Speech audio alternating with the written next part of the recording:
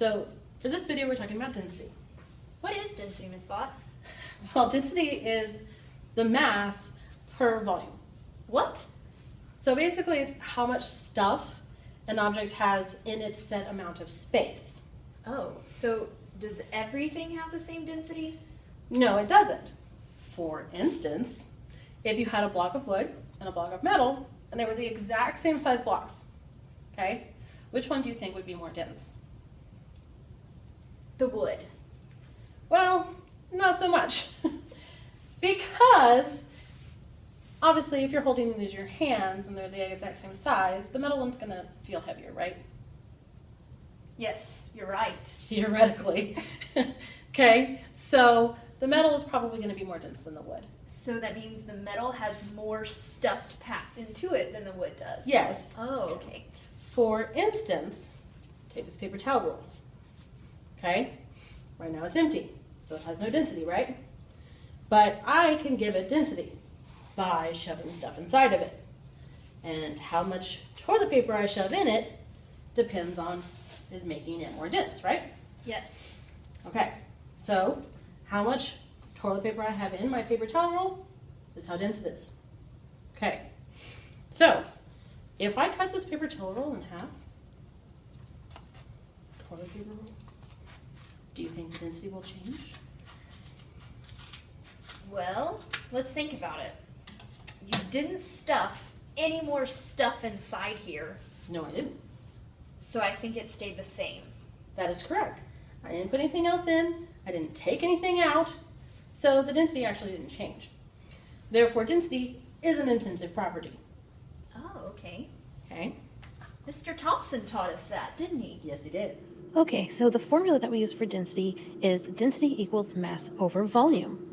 And once we have that formula, we can go ahead and assign some letters. So density is going to be a capital D, mass is a lowercase m, and volume is a V. Okay? So once we have that recorded, there are a couple different things that we can do to help us remember this formula. So density equals love. So if we have a heart, the heart gets shot with an arrow. Okay? Well, here's your mass, here's your volume, equals your density. Okay, so that's just a little cute way to help you remember your density formula. Okay, so we know we need the mass and volume of an object to find its density, right? Yes. So we're going to go ahead and find the density of this block. Okay, so what do I need to do to find its mass? We need to put it on the scale, Okay, and the scale says that it's 53.1 grams, so I'll record my data. all right.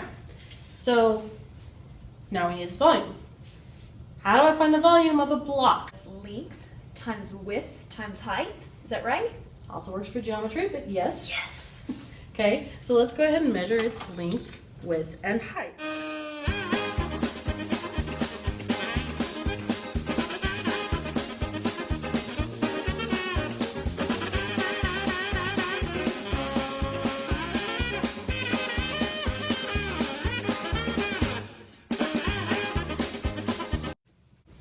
So if I have a length, width, and height, what do I do with them? Multiply them. Let's multiply them all together. Okay, this will give us our volume. And then I can simply put it into my D equals M over V formula. Okay, so now that we have all of our measurements for our cube, we can take our length, width, and height and find our volume, because we know that length times width times height is equal to volume. So our length is 4.2, our width is 2.4, and our height is 4.5. And so I simply multiply all three of those together, and my volume is going to be equal to 45.36. Now each of these was centimeters, so if I multiply centimeters times itself 3 times, it's centimeters cubed. Okay?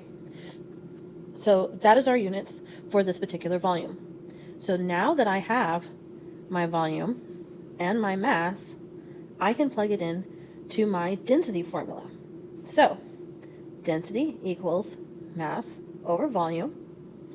So my mass was 53.1 grams and my volume was 45.36 centimeters cubed, which gives me, once I put that into the calculator, 1.17 grams per centimeters cubed.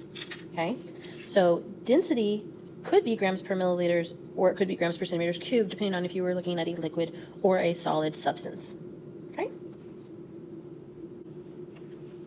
so we just found the volume and density of a block. Okay, but what if we had something that doesn't have all those nice sides to measure, say like a marble? Okay, so if we have a marble, I don't have a length, a width, or a height that I can measure for this to find out its volume. So what I can do is I can take a set amount of water that I do know the volume for, and I can use that water to figure out the volume of my marble. For instance, if I have water that is at a set height, let's say it's at 20 milliliters, and I add my marble to the water, then the water is going to go up. Okay, so now my water level with the marble in it will rise. Okay, and let's assume it could rise as much as 24 milliliters. So the amount that it changed is actually the volume of the marble. So 24 minus 20 would mean that the volume of the marble was simply 4 milliliters. Okay, this is just an example, but you could use this for any irregularly shaped object that doesn't have a set length, width, or height to measure. So we're going to go ahead and take a marble, and we're going to find its volume for you so that we can do another density problem. So our volume should have changed with the marble in it. It looks like 19 to me. Looks good. Okay. Okay, so our marble made the volume of the water change. So the difference in the water is going to be the volume of our marble. So I'm supposed to do 19 minus 14? Yes. So it has a volume of 5 milliliters? Exactly. Okay. Okay, so our marble has a volume of 5 milliliters. Okay, so now we need to get our mass of the marble. 30.1 grams. That would be 31. Oh, 31, sorry.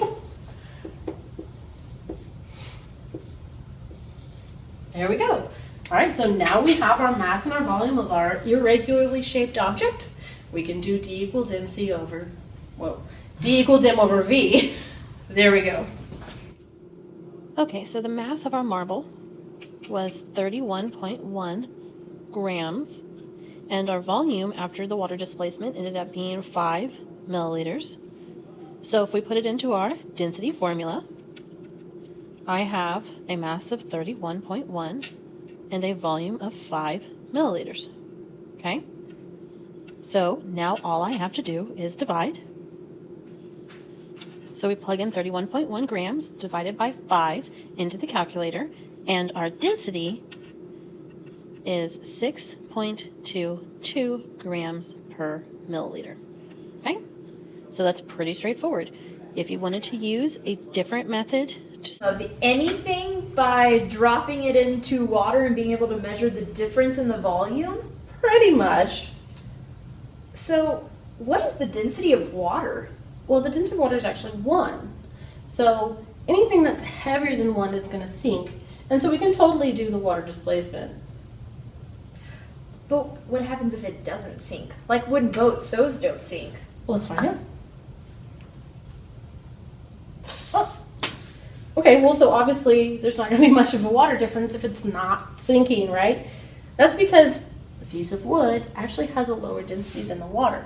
So that means that it's got a density less than 1? Exactly. A density greater than 1 is going to sink. A density of less than 1 is going to float. It's buoyant. Oh. I That's remember buoyancy.